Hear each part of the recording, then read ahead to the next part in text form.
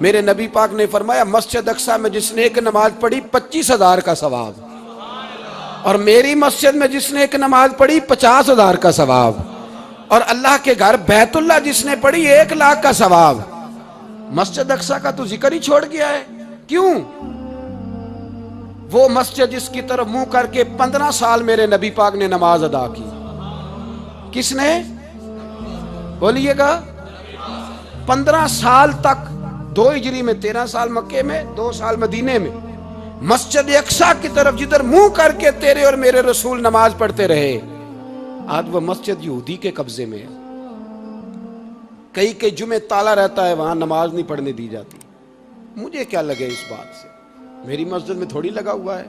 ایسی ہوا چلی ہے کہ ہر شخص سوچتا ہے تمام شہر جلے بس ایک میرا گھر نہ جلے، لیکن میرے نبی پاک صلی اللہ تعالی علیہ وسلم نے ارشاد فرمایا ایک بستی میں 2 3 4 نیک لوگ رہتے تھے۔ میرے پیارے کریم رسول فرماتے ہیں 3 4 بڑے پرہیزگار متقی صاف ستھرے صوفی صاحب، درویش صاحب، علامہ صاحب، بڑے جو کہتے تھے بالکل جی میں کوئی بات نہیں کرتا، کسی بادشاہ کو نہیں چھیڑتا، میں تو بس لوگوں کو اللہ اللہ بتاتا ہوں، میرا کوئی تعلق نہیں، کوئی مرے کوئی جیے، بڑے نیک صاف ستھرے پرہیزگار۔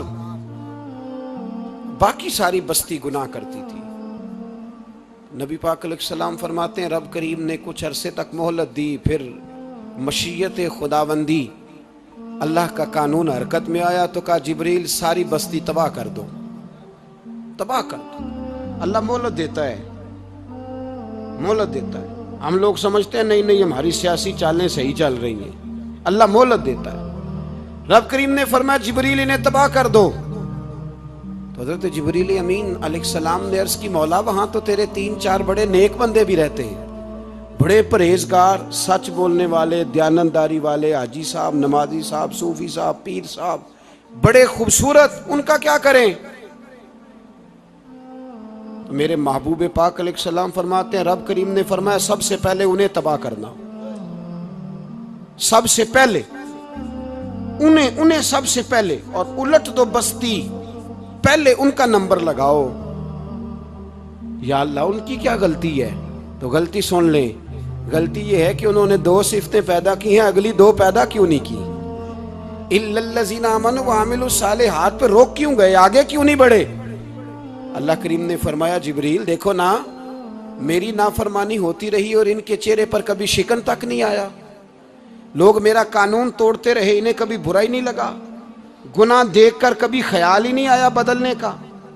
میرے بھائی امت مسلمہ اپنے لیے تو آئی نہیں دنیا میں، نبی پاک کی اس لیے تھوڑے آئے تھے کہ پیسے کمائیں، دنیا داری کریں، جھوٹ سچ ماریں اور رخصت ہو جائیں، بچے پیدا کریں۔ یہ کام تو ہندو سکھ بدھ مت سارے کر رہے ہیں، تو فقط اس کام کے لیے تھوڑی آیا ہے۔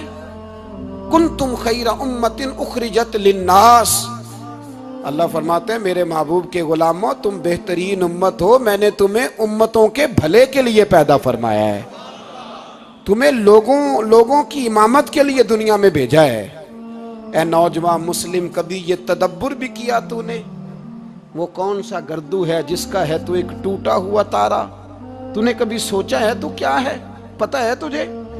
روزی کماؤ، روٹی کماؤ، اور اب تو بہت سارے لوگ جھوٹ کی دنیا میں زندہ ہیں، جھوٹ بولتے ہیں اپنے آپ کے ساتھ بھی، دائیں بائیں فراڈ کر رہے ہیں اپنی ذات کے ساتھ، خول بنا لیا اس میں بند ہو گئے، باہر ہی نہیں نکل۔ اپنے ملک کی سوچو، اپنی بات کرو۔ علامہ اقبال نے پتہ کیا کہا تھا؟ اقبال نے، یہ سنو جو لوگ کہتے ہیں پہلے پاکستان، برما کے مسلمان بعد میں، کشمیر کے مسلمان پہلے سنو اقبال کیا کہتے ہیں۔ اقبال کہنے لگے ان تازہ خداؤں میں بڑا سب سے وطن ہے، ان تازہ خداؤں میں بڑا کون ہے؟ وطن کی محبت ایمان کا حصہ، اس میں شک نہیں، لیکن اگر اسلام سے پہلے وطن آ گیا تو اقبال کہتے ہیں ان تازہ خداؤں میں بڑا سب سے وطن ہے، اور جو پیرہن اس کا ہے وہ مذہب کا کفن ہے۔ فرماتے ہیں جو وطن اوڑھ لیتا ہے اس نے اپنے مذہب کو دفن کر دیا۔ سب سے پہلے پاکستان نہیں، سب سے پہلے رسول اللہ کا دین ہے، سب سے پہلے قرآن ہے، سب سے پہلے نبی پاک کا فرمان ہے، سب سے پہلے امت مسلمہ ہے۔ ان تازہ خداؤں میں بڑا سب سے وطن ہے، جو پیرہن اس کا ہے وہ مذہب کا کفن ہے۔ اور اقبال کہنے لگے قوم مذہب سے ہے، مذہب جو نہیں تم بھی نہیں۔ قوم مذہب سے ہے، مذہب جو نہیں، کوئی نہیں سمجھ آ رہی آپ کو میری بات؟ قوم کس سے ہے؟ پاکستانی ہونے سے، پنجابی ہونے سے، سندھی بلوچی پٹھان ہونے سے؟ نہ، قوم مذہب سے ہے، اور مذہب جو نہیں تم بھی نہیں۔ یہ کیسے ہو سکتا ہے کہ مذہب نہ ہو اور بندہ زندہ رہے؟ یہ کیسے ہو سکتا ہے بھائی؟ کافر نے اصل میں جاگ ہی نہیں رہا، میں جاگتا ہی نہیں، میں جیب کی سوچتا ہوں، مسجد کی سوچتا ہوں، خانقاہ کی سوچتا ہوں، مدرسے کی سوچتا ہوں، دکان کی، سارا دن تو اس چکر میں لگا رہتا ہوں لوگوں کو ثابت کرنے میں کہ میں صحیح ہوں باقی غلط ہیں۔ میں تو اپنی ذات کے خول سے اٹھ ہی نہیں رہا، اور مجھے یہ اندازہ ہی نہیں کہ لیبیا سارا کٹ گیا، مصر کے ٹکڑے ٹکڑے ہو گئے، مجھے پتہ ہی نہیں کہ شام، جس کے بارے میں میرے نبی پاک علیہ السلام نے فرمایا مکے اور مدینے کے بعد اللہ نے سب سے زیادہ برکتیں ملک شام میں رکھی ہے، اور حضور نے فرمایا جس نے ہجرت کرنی ہو وہ شام جائے۔ اتنا اعلیٰ ملک سارا کٹ گیا، 4,000 ہزار لوگ ایک ایک دن میں قتل ہو گئے، پر میرا گھر آباد ہے نا، کوئی حرج نہیں، وہ کٹتے ہیں تو وہ دور ہیں، کٹتے رہیں۔ فلسطین میں ہمارے ہاں معراج کی محفلیں بڑی جم کے ہوتی ہیں، سارے لوگ پڑھتے ہیں سبحان الذی اسریٰ بعبدہ لیلا من المسجد الحرام الی المسجد الاقصی۔ انہیں پوچھو روز قرآن مجید میں مسجد اقصی کا نام لینے والوں، تم مسجد اقصی کہتے ہو تو تمہیں اللہ کتنی نیکیاں عطا کرتا ہے، بتاؤ تو صحیح مسجد اقصی کدھر ہے؟ اور اب تو میری طرح کے مولوی آدھی حدیث سناتے ہیں، کہتے ہیں مسجد نبی میں ایک نماز پڑھو تو 50,000 کا ثواب، حرم شریف میں پڑھو تو 1,00,000 کا ثواب۔ مولانا حدیث یہاں سے شروع نہیں ہوتی، کھولو تو صحیح کنز المعال، پڑھو مسند امام محمد بن حنبل، حدیث تو یہاں سے شروع ہوتی ہے۔ میرے نبی پاک نے فرمایا مسجد اقصی میں جس نے ایک نماز پڑھی 25,000 کا ثواب، اور میری مسجد میں جس نے ایک نماز پڑھی 50,000 کا ثواب، اور اللہ کے گھر بیت اللہ جس نے پڑھی 1,00,000 کا ثواب۔ مسجد اقصی کا تو ذکر ہی چھوڑ گیا ہے، کیوں؟ وہ مسجد جس کی طرف منہ کر کے 15 سال میرے نبی پاک نے نماز ادا کی، کس نے؟ بولیے گا 15 سال تک، 2 ہجری میں 13 سال مکے میں، 2 سال مدینے میں، مسجد اقصی کی طرف جدھر منہ کر کے تیرے اور میرے رسول نماز پڑھتے رہے۔ آج وہ مسجد یہودی کے قبضے میں ہے، کئی جمعے تالا رہتا ہے، وہاں نماز نہیں پڑھنے دی جاتی۔ مجھے کیا لگے اس بات سے؟ میری مسجد میں تھوڑی لگا ہوا ہے۔ ایسی ہوا چلی ہے کہ ہر شخص سوچتا ہے تمام شہر جلے بس ایک میرا گھر نہ جلے۔ بھائی یہ وہ دور ہے جس دور میں ذرا سی بھی کسی شخص کو تکلیف ہوتی ہے تو عالمی میڈیا پہ بات جاتی ہے، موبائل جیبوں میں فوراً تصویریں کیش ہوتی ہیں۔ میں اور آپ، ہمارا اس قوم سے تعلق ہے جس قوم کے بچے کٹ گئے، ذبح ہو گئے، عورتوں کے پستان کاٹ کے برما کے بدھوں نے ان کے کباب بنا کے کھا لیے، چھوٹے چھوٹے بچوں کی لاشیں انہوں نے لٹکا ڈالی۔ اور یہاں میں حکومت کی کیا بات کروں، یہاں کسی سیاستدان کو مکھی کاٹ جائے تو ہمارے پھٹے آباد ہو جاتے ہیں بحث کرنے کے لیے۔ ہمارے اپنے لوگ، عام آدمی نہیں بات کرتا، عام آدمی نہیں نکلتا، عام شخص کو فکر ختم ہو گئی۔ میری بھائی سب سے بڑھ کر بہترین مسجد کے خطیب امام حسین تھے۔ مسجد نبی سے بڑی بھی کوئی مسجد ہوگی جس ممبر پر رسول پاک بیٹھ کے خطبہ دیا کرتے تھے؟ اور میرے مصطفیٰ کے آستانے سے بڑا بھی کوئی آستانہ ہوگا جس کی سجادگی امام حسین کے پاس تھی؟ کہتے ہیں ہمارا کیا تعلق، ہمیں کیا لگے، جو مرضی ہوتا پھرے۔ امام علی مقام آرام سے مسجد نبی میں بیٹھے تھے، زمانہ پوری دنیا سے جاتا تھا، ہاتھ چومتا تھا، قدموں میں بیٹھتا تھا۔ اتنے بڑی عظمت والی بھی کوئی شخصیت ہوگی جس کے رگوں میں رسول اللہ کا خون دوڑتا ہے، جسے حضور اپنی زبان مبارک اس طرح وہ چوسا کرتے تھے جیسے عرب کے لوگ پیاس کے عالم میں کھجور چوسا کرتے تھے۔ اتنا بڑا بھی کچھ شخص تھا، لیکن جب دین پہ کڑا وقت آیا تو حسین نے مسجد کی خطابت نہیں بچائی، آستانہ نہیں بچایا۔ امام علی مقام نے کہا کوفہ لٹتا ہے تو لٹتا رہے، دمشق میں فساد ہوتا ہے تو ہوتا رہے، وہ ملک شام کی بچیاں رو رہی ہیں تو روتی رہیں کہ ہم پہ یزید قابض ہو گیا، میری مسجد آباد ہے، کافی ہے؟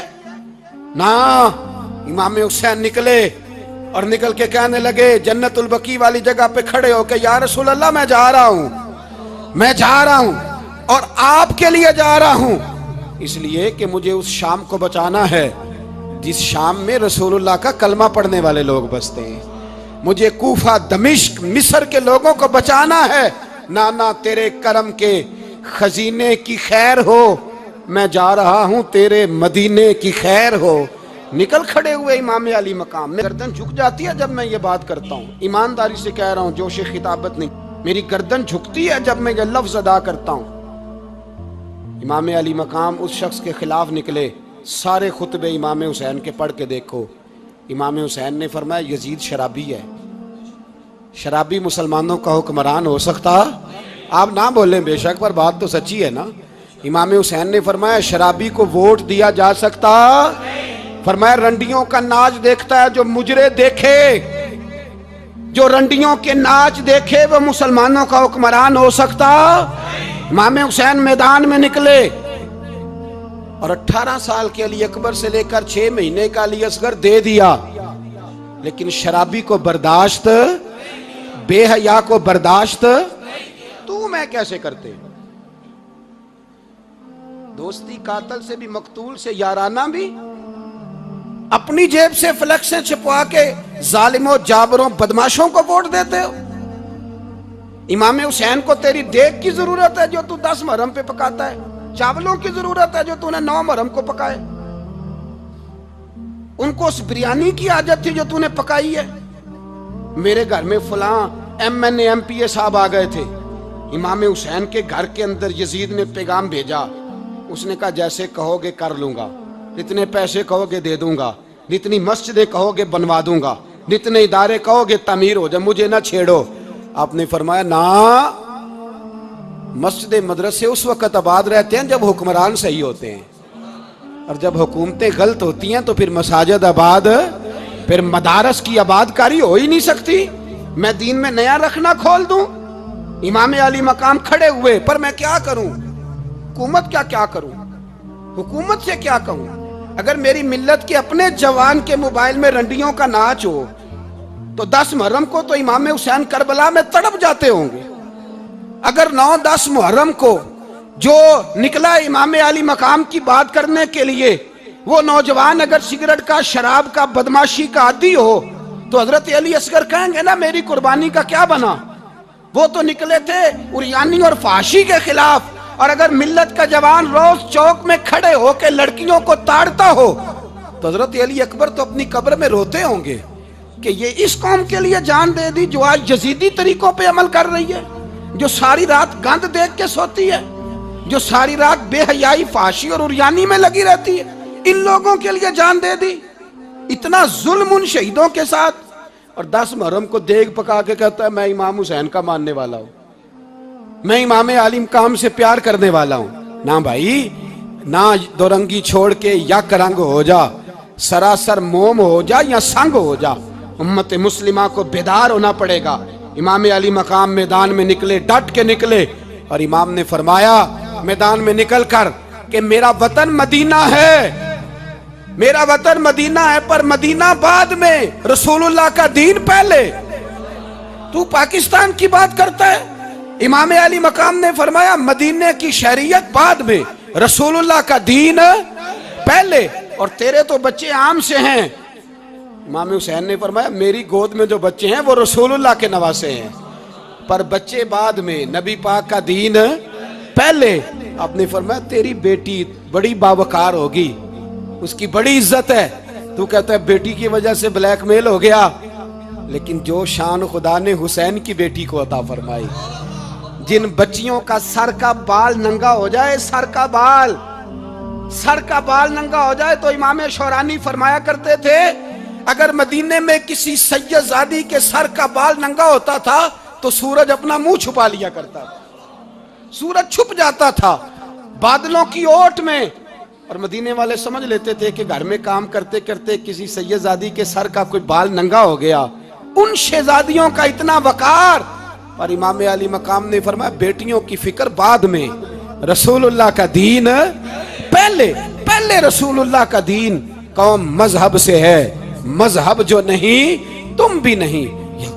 یاد رکھ میرے بھائی، امام علی مقام رضی اللہ تعالیٰ عنہ نے میدان میں نکل کر پہلے مذہب کی بات کی، اور آج دین نبی دا وانگ یتیمہ رووے تے کرلاوے تے آکھے میں کتھوں لی، چلو 2 دن کے بعد ہی صحیح میرے بیٹے کو ایک روٹی دے جایا کرو، اے روٹی مانگتا ہے مجھ سے، میں کدھر سے لاؤں؟ یہ لوارث قوم ہے، میں حکمران سے جا کے بات کروں؟ جب میرا اپنا نمازی مسلمان کہتا ہے پہلے پاکستان کے بچے تو پال لو، میرے بھائی تجھے خبر ہی نہیں، یہ تو جانا تو کبھی گنبد خضرا پہ، تو میرے مصطفیٰ نے فرمایا من ازہ مسلم فقد ازانی، فرمایا جب میرا مسلمان تکلیف میں ہوتا ہے تو میں گنبد میں تکلیف میں ہوتا ہوں، مجھے درد ہوتا ہے، مجھے اذیت ہوتی ہے۔ پوچھ جا کے محبوب پاک سے، میرے عزیز کسی کو غم ہی نہیں ان لوگوں کا، کسی کو پرواہ ہی نہیں، کچھ سوچتا ہی نہیں ان کے بارے میں۔ میں اپنے گھر میں مست ہوں، آپ اپنے گھر میں مست ہیں، میرے رسول اللہ کی امت لٹ گئی ساری، جگہ جگہ تباہی، 1 انچ دھرتی پر زمین ایسی نہیں جو کافر کی ہو اور خون بہتا ہو۔ ایک ریمنڈ ڈیوس امریکی کتا یہاں بند تھا مسلمانوں کے قتل میں، اس کی غلطی تو بتاؤ، اس کا قصور نہیں پر وہ بند ہے، کوئی نہیں بات کرنے والا، کوئی نہیں۔ مسجد جانے جمعہ تو پڑھانا ہے، اس میں غرض نہیں درد ہے کہ نہیں کہ اس میں تو اتنا پتہ ہے 1 گھنٹے تقریر ہے کرنی ہے۔ پیر صاحب صبح سے شام تک تعویذ لکھتے، سیاستدان صبح سے شام تک جنازہ بھی تب پڑھتا ہے کہ مجھے ووٹ ملیں گے۔ تاجر کہتا ہے بس دکان چلنی چاہیے، مر جائے میری طرف سے ساری دنیا، بس کرو اس خول سے باہر نکلو۔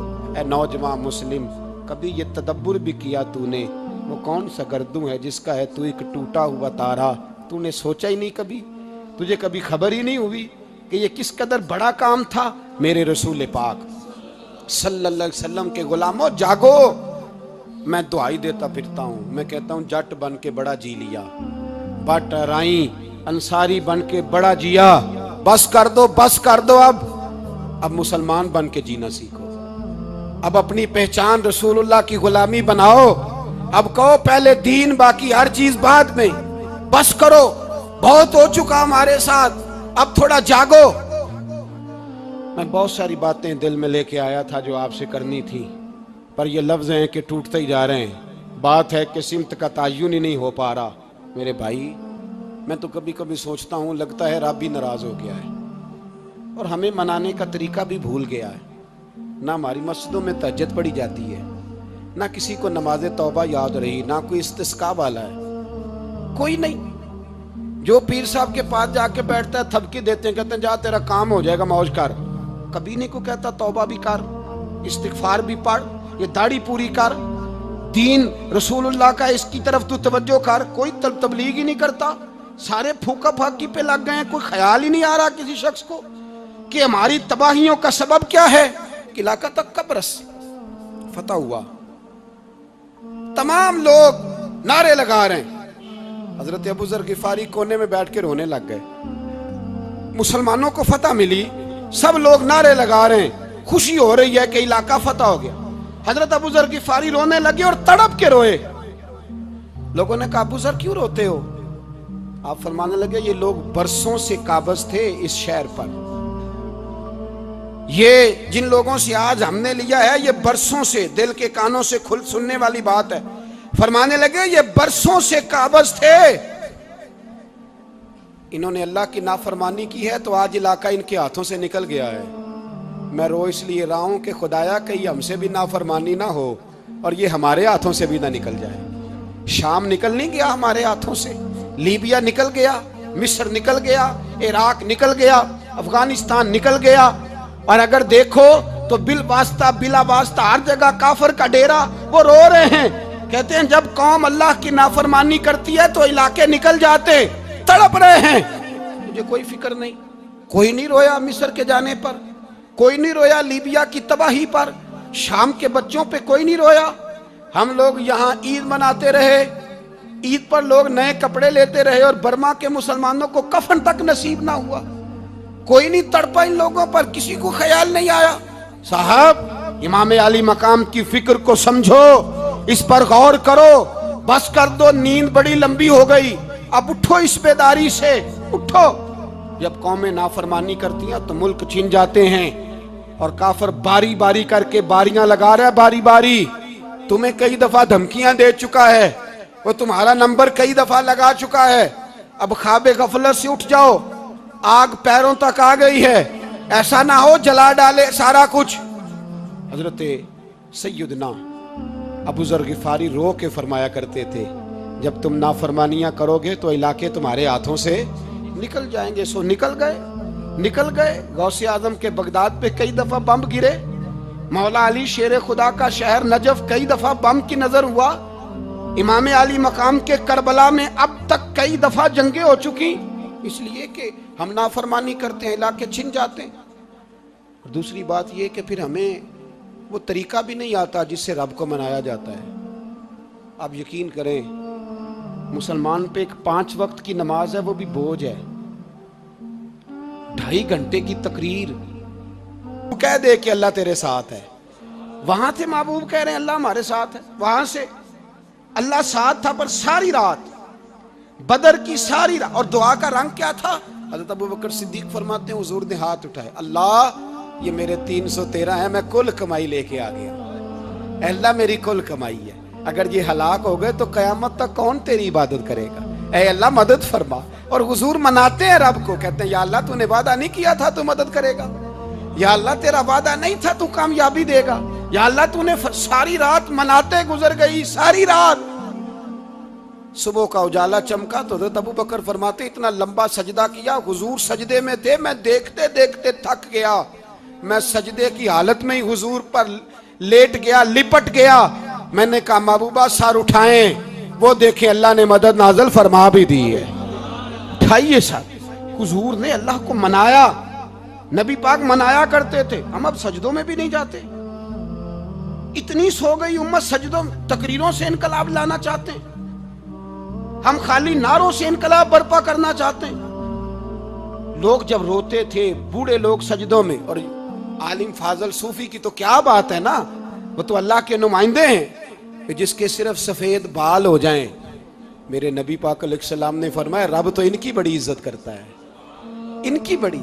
اور میرے نبی پاک نے فرمایا گناہگار مومن بھی جب دعا کے لیے ہاتھ اٹھاتا ہے تو اللہ فرماتا ہے فرشتوں اسے خالی نہ لوٹانا, مجھے شرم آتی ہے اسے خالی. پر تو اٹھاتا ہی نہیں, تو اسے مناتا ہی نہیں, تو کبھی لپٹا ہی نہیں, تو نے کبھی کہا ہی نہیں کہ یا اللہ آ میں تجھے لے جاؤں. حضرت سعد بن ابی وقاص کے پاس قادسیہ کی جنگ ہو رہی تھی, کافر بلا رہا تھا آؤ اگر کوئی ہے تو آؤ, آؤ مقابلے میں. حضرت سعد بن ابی وقاص نے گھوڑے دوڑا دیے, دشت تو دشت ہیں صحرا بھی نہ چھوڑے ہم نے, بحر ظلمات میں دوڑا دیے گھوڑے ہم نے. حضرت سعد بن ابی وقاص نے گھوڑے دوڑائے, آگے دریا آ گیا, کوئی پل نہیں, کوئی شے نہیں. اسلام کی عزت کا سوال ہے. حضرت سعد بن ابی وقاص نے ہاتھ اٹھائے اور کہا اے اللہ اگر تو موسیٰ کی نافرمان قوم کو رستہ دے سکتا ہے تو تو ہمارے دلوں کو جانتا ہے, ہم تو اپنے رسول کے فرما بردار غلام ہیں. آنا مہربانی کر کی, اگر تو نے دل مسلم کی دل جوئی نہیں تو ہمیں تانا دیں گے بت کے مسلم کا خدا کوئی نہیں. کہا اے اللہ مہربانی فرما, اگر تو حضرت وَإِذْ فَرَقْنَا بِكُمُ الْبَحْرَ فَأَنْجَيْنَاكُمْ وَأَغْرَقْنَا آلَ فِرْعَوْنَ, اگر تو حضرت موسیٰ کی قوم کے لیے دریا پھاڑ سکتا ہے تو ہم تو نبی پاک کے غلام ہیں. صحابہ کہتے ہیں جناب سعد نے دعا مانگی تو دریا نے رستہ عطا فرما دیا. یار تو دعا بھی نہیں مانگتا. حضور نے فرمایا دعا صلاح المومن, دعا مومن کا ہتھیار ہے, تو نے یہ بھی چھوڑ دیا ہے. اب تو باتیں کر کے, تبصرے کر کے, ٹی وی دیکھ کے, اپنی رائے قائم کر کے, کمنٹس کر کے سو جاتا ہے, یہ بھی سوتا خشک ہو گیا. تو دعا تک نہیں مانگتا. فرماتے ہیں دعا مانگی تو دریا نے رستہ دیا, اور جب اس کنارے نکلے تو حضرت سعد کہنے لگے کسی کی کوئی شے تو نہیں رہ گئی دریا میں, کوئی چیز تو نہیں رہ گئی. ایک صحابی کہنے لگے پیالہ رہ گیا ہے. تو حضرت سعد فرمانے لگے او دریا ہمارا پیالہ واپس نہیں کر دیتا, تو کہتے ہیں کہ لہر آئی تو پیالہ بھی باہر پھینک گئی. او بھائی ہم اسی رسول کا کلمہ پڑھتے ہیں جن کا حضرت سعد بن ابی وقاص نے کلمہ پڑھا تھا. اور کسی جگہ میرے نبی پاک نے نہیں فرمایا اللہ صحابی کی سنے گا بعد میں آنے والوں کی نہیں سنے گا, کسی جگہ نہیں کہا. پر تو کشکولے دعا بھی نہیں اٹھاتا, مصیبت میں بھی اب یاد خدا ہم کو نہیں آتی, دعا منہ سے نہ نکلی, جیبوں سے عرضیاں نکلی, تو یہ کام بھی نہیں کرتا. میرا دل کرتا تھا چلو اور کچھ نہ ہو, مسجدوں میں اجتماعی دعا ہی ہو جائے, پر اس طرف بھی توجہ نہیں. وہاں بھی کہتے ہیں مولوی صاحب جلدی کرو گھر جانا ہے, اتنی لمبی دعا, اور کمنٹس کر رہے ہیں لوگ, کہتے ہیں آپ اپنے گھر کی سوچیں. میرے بھائی دعا. صلاح الدین ایوبی فلسطین کی جنگ لڑ رہے تھے, خبر آئی کہ عیسائیوں کا ایک بحری بیڑا, بحری جہاز اسلحہ لے کے آ رہا ہے, نیزے ہیں, تلواریں ہیں, تیر ہیں. صلاح الدین ایک بزرگ تھے, ان سے ملے تو کہنے لگے بابا جی آپ بھی دعا کرو. میں بھی دعا کرتا ہوں. مسلمانوں کے پاس پہلے اسلحہ نہیں, عیسائیوں نے اور منگا لیا ہے, کہیں ایسا نہ ہو مسلمانوں کے خلاف اتنا اسلحہ استعمال ہو. یہ بات کہی, بابا جی کو دعا کا کہا, خود مسجد اقصیٰ میں ساری رات روتے رہے. صلاح الدین ساری رات, ہمارا حکمران جسے ربنا آتنا فی الدنیا پوری نہیں پڑھنی آتی, اور اب تو ایسے پیر آ گئے ہیں میدان میں جو سورہ فاتحہ سیدھی نہیں سنا سکتے الا ماشاءاللہ. ساری رات صلاح الدین ایوبی روتے رہے. وہ بزرگ کہتے ہیں میں بھی کونے میں تھا, پر جس درد سے اس نے دعا مانگی میں نہیں مانگ سکا. سویرے خبر آئی کہ دشمن کا وہ بحری بیڑا جو اسلحہ لے کے آ رہا تھا دریا میں غرق ہو گیا ہے. صبح خبر آئی تو وہ شخص ایک آگے بابا جی سے کہنے لگا بابا جی وہ بحری بیڑا دریا میں غرق ہو گیا. تو بابا جی رو پڑے, کہنے لگے دریا میں غرق نہیں ہوا, صلاح الدین ایوبی کی آنسوؤں میں غرق ہو گیا ہے. اس کے آنسوؤں میں غرق ہو گیا ہے, اس نے رب سے دعا ہی ایسی مانگی, اس کے آنسوؤں میں. تو دعا بھی نہیں مانگتا میرے بھائی مسلمانوں کے لیے, تو دعا بھی نہیں مانگتا. امام حسین میدان کربلا میں تھے, ایک راوی کہتا ہے 3 دن پانی بند رہا ہے, روٹی بند رہی ہے, پر قرآن پاک کی تلاوت 1 منٹ کے لیے بھی بند نہیں ہوئی, دعا اور التجا 1 منٹ کے لیے بھی بند. حسین کے خیمے سے یہ آواز بار بار آتی رہی, یا اللہ استقامت بھی دے اور صبر بھی عطا فرما. دعا کا رستہ بند, تلاوت بند نہیں ہوئی, اللہ کی بارگاہ میں سجدے بند نہیں ہوئے, تو چھوڑ گیا ہے. تو دعا تک نہیں مانگتا. دعا تو انقلاب برپا کر دیتی ہے, دعا تو حالات بدل دیتی ہے, دعا تو تبدیلی لے آتی ہے. کوئی بیٹھا ہوا مجھے دور دعا دیتا ہے, بس دعا دیتا, فقط دعا دیتا ہے. کوئی بیٹھا ہوا مجھے دور دعا دیتا ہے, میں ڈوبتا ہوں پر سمندر اچھال دیتا ہے. وہ بھائی تو دعا بھی چھوڑ گیا. پہلی بات آپ کی خدمت میں یہ ہے کہ جاگیں, مسلمان بنیں. دوسرا کچھ نہیں کر سکتے تو دعا تو کر سکتے ہیں نا, دعا کا رستہ اپنائیں. اور پھر میرے نبی پاک علیہ السلام نے 2 باتیں فرمائی, کان کھول کے سن لینا. 2 باتیں حضور نے فرمایا ایک وقت آئے گا کہ میری امت کے خلاف کافر ایک دوسرے کو آوازیں دیں گے, آؤ مسلمانوں کو ماریں, آؤ. کسی غیر مسلم کا کتا مر جائے تو یہ چیخ پڑتے ہیں, اور یہاں کہتی ہے اقوام متحدہ کہ جی وہ ہمیں داخل نہیں ہونے دے رہے. تو بند کرو پھر سلامتی کونسل, تحلیل کر دو, اقوام متحدہ ختم کرو. اگر تمہاری کو سنتا نہیں تو بنائی کیا ہے, صرف مسلمانوں کو پریشرائز کرنے کے لیے. اور ہمارے مسلمان بھیک مانگتے پھرتے ہیں, کہتا ہے کہا ہے ہم نے اقوام متحدہ سے. اب تم اپنے لیے کافر سے بھیک مانگو گے, کافر سے بھیک مانگو گے. میرے عزیز نبی پاک علیہ السلام نے فرمایا کافر ایک دوسرے کو بلائیں گے مسلمانوں کو مارے. یا رسول اللہ ہم تھوڑے ہوں گے, فرمایا بہت زیادہ ہوں گے. تو حضور کیا ہوگا, فرمایا تمہیں وہن ہو جائے گا. یا رسول اللہ وہ کیا ہے, فرمایا دنیا سے پیار ہو جائے گا, مرنے کو دل نہیں کرے گا. دنیا سے اور مرنے کو. اس وقت سمجھ لینا کافر تم پہ حاوی ہے. میں اپنا اندازہ کروں, آپ اپنا کریں. مجھے دولت سے کتنا پیار ہے اور آپ کو کتنا پیار ہے. جاگ کے سنیں یہ لفظ رسول پاک کے صلی اللہ علیہ. حضور نے فرمایا جب تجھے دنیا سے پیار ہو جائے, دولت سے پیار ہو جائے, اقتدار سے پیار ہو جائے, اور جب تجھے موت بری لگنے لگے, تیرا مرنے کو دل نہ کرے, پھر کافر ہوتی ہیں. لڑکی والے کہتے ہیں کہ لڑکا زیور کتنا ڈالے گا, لڑکے والے کہتے ہیں لڑکی جہیز کتنا لائے گی؟ تجارت، ہر جگہ دولت، ہر جگہ پیسہ، ہر جگہ سرمایہ. جہاں جس معاشرے میں تلاوت بکے، نعت بکے، تقریر بکے، اس سے زیادہ اور تباہی کا معاملہ کیا ہوگا؟ میرے عزیز، میرے رسول پاک علیہ الصلوۃ والسلام کے صحابہ کے قریب دنیا داری آ سکی نہیں آئی. حضرت ابو بکر صدیق نے پانی مانگا تو لوگوں نے دودھ دیا، فرمایا پیچھے کرو. ابو بکر نے نعمتیں چھوڑ دیے. اب ابو بکر وہ والا کام کرتا ہے جو رسول پاک نے کیا ہے. فرمایا نہ دودھ شاید پیش نہ کرو، جو مانگتا ہوں بس وہ دو. حضرت ابو بکر صدیق نے بڑے مالدار تھے. حضرت عمر فاروق رضی اللہ تعالیٰ عنہ کے پاس صحابہ کرام جمع ہو کے آئے. کون سا ایسا شخص ہے جس کی تنخواہ میں اضافہ ہو جائے؟ تو لوگ کہتے ہیں نہیں نہیں مجھے نہیں چاہیے. پر ہم نے وہ لوگ دیکھے ہیں. حاجی صادق صاحب کو مسجد والوں نے کہا 1000 روپیہ تنخواہ بڑھانی ہے، تو حاج صاحب کہنے لگے میرا بڑا سونا گزارا ہوتا ہے، مینوں یہ نہیں بڑے نے. حضرت سیدنا عمر فاروق رضی اللہ عنہ صحابہ اکٹھے ہو کے گئے.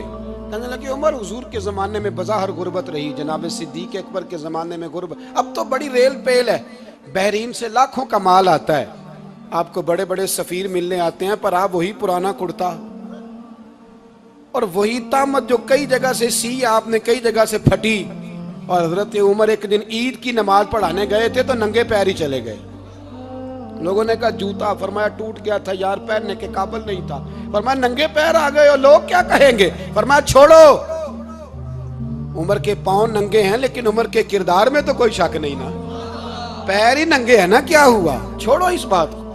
کوئی پیار نہیں دنیا داری سے، دولت سے، کوئی چکر ہی نہیں. حضرت سیدنا عمر فاروق رضی اللہ تعالیٰ عنہ کو صحابہ نے اکٹھے ہو کے کہا، یہ ہے امت کے بیدار ہونے کے طریقے جو عرض کر رہا ہوں. کہا جناب آپ اب بڑا مال غنیمت ہے اور جس طرح ہر صحابی کا حصہ ہے آپ کا بھی حصہ ہے، تو ایک نیا کرتا ہی ڈال لیں آپ خرید کے. اب جب مشورہ ہو گیا صحابہ میں تو کہنے لگے عمر سے بات کون کرے گا؟ نیا کرتا پہننے کی عمر سے بات کس کو برا لگتا ہے جی؟ نیا کرتا پھر گیا. فرماتی ہیں میں عمر کی بات سنتی گئی تو میرا پلو آنسوں سے، میں نے کہا عمر تو جا، تو ٹھیک ہے. فرماتی عمر فاروق سلام کر کے اٹھے، امیر المومنین چلے گئے. اس کونے میں صحابہ چھپے ہوئے تھے، وہ آئے. کہا اماں جی کیا بات ہوئی؟ تو میں پھر رو پڑی. میں نے کہا کیا بتاؤں، تمہیں پرانے کرتے نظر آتے ہیں، اسے محمد عربی کے جلوے نظر آتے ہیں، اسے رسول اللہ کا رنگ نظر آتا ہے، اسے وہ غلامی نظر آتی ہے. عمر کو دنیا سے پیار، اور دنیا سے پیار نہیں تھا، دعا پتہ کیا تھی؟ یوں جھولی اٹھا کے اللہ مرزقنا شہادتن فی سبیلک وجعل موت فی بلد حبیبک. اللہ عمر کو بسترے والی موت نہ دینا، موت شہادت کی دینا. اور میں میدان میں جا کے نہیں مرنا چاہتا، مجھے رسول اللہ کے شہر میں موت چاہیے، باہر جا کے نہیں. یہی میدان لگے مدینے میں، یہی موت آئے، اسباب بنا. میں مدینہ بھی نہیں چھوڑنا چاہتا. او بھائی ان لوگوں کو نہیں پیار تھا. جناب صدیق اکبر کا وصال ہوا تو زہر کے اثر سے، وہ جو آپ کو زہر لگا تھا، بعض مفسرین نے لکھا ہے کبھی کبھی وہ جو سانپ نے ڈسا تھا تو کبھی کبھی اس کا اثر آتا تھا، بس اللہ نے شہادت دینی تھی کبھی کبھی، ورنہ تو بڑی شفائیں تھیں. حضرت عمر شہید، حضرت عثمان، جناب علی، امام حسن، امام حسین، علی اکبر، علی اصغر، حضرت عباس، حضرت سعد بن معاذ، حضرت امیر حمزہ، مصعب بن عمیر. میرے محبوب نے تو لسٹ بنائی شہیدوں کی، لسٹ بنائی شہیدوں کی. شہادت سے پیار کیا رسول اللہ صلی اللہ علیہ وسلم کے غلاموں نے، پیار کیا شہادت سے. اسی لیے تو کافر اٹھ نہیں سکا کہ شہادت سے حضرت سعد بن معاذ رضی اللہ تعالیٰ عنہ کو زخم لگ گیا، جنگ سے زندہ آ گئے لیکن زخم ہے، رو کے کہنے لگے محبوبہ سارے شہید ہو گئے، میں ایسے ہی رہ گیا. حضور نے فرمایا نہیں، رب تجھے بھی شہادت کی موت ہی عطا فرمائے گا. اسی زخم میں پردہ ہو گیا. میرے بھائی حضرت عمر بن جموح رضی اللہ تعالیٰ عنہ 4 بیٹے لے کے احد کے میدان میں آئے. ڈھال کی ضرورت ہے، لوہے کی ڈھال ہوتی تھی، جب تلوار آتی تھی تو آگے کی جاتی تھی. کہا محبوبہ میرا شہید کی اماں بننے کو بڑا دل کرتا ہے، یہ میرا 3 سال کا لے جاؤ، جب تیر آپ کی طرف آیا تو میرا بیٹا آگے کر دینا، یہ ڈھال کا کام تو دے گا نا. ہنستے ہوئے محبوب کی آنکھوں میں آنسو آئے بچے کو پکڑ کے سینے سے لگایا، ماتھا چوما، فرمایا جا تیرے ساتھ وعدہ ہے، قیامت کے دن تجھے شہید کی اماں کہہ کے ہی پکارا جائے گا، وعدہ ہے تیرے ساتھ تجھے شہید کی۔ میرے بھائی مرنے کو دل ہی نہیں مسلمان۔ میرے نبی پاک صلی اللہ علیہ وسلم نے فرمایا جس کے دل میں کبھی شہادت کی آرزو پیدا نہیں ہوئی، اس کے سینے میں دھڑکنے والا دل مومن کا ہے ہی نہیں، وہ تو منافق ہے۔ جو کبھی دین کے رستے میں شہید ہونے کو، میرے بھائیوں دین کو بڑی ضرورت ہے، بڑی ضرورت ہے، بڑی۔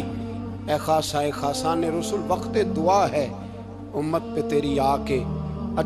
آج سیاست کرنے والے ملتے ہیں، دین والے نہیں ملتے، دین کے درد والے نہیں ملتے۔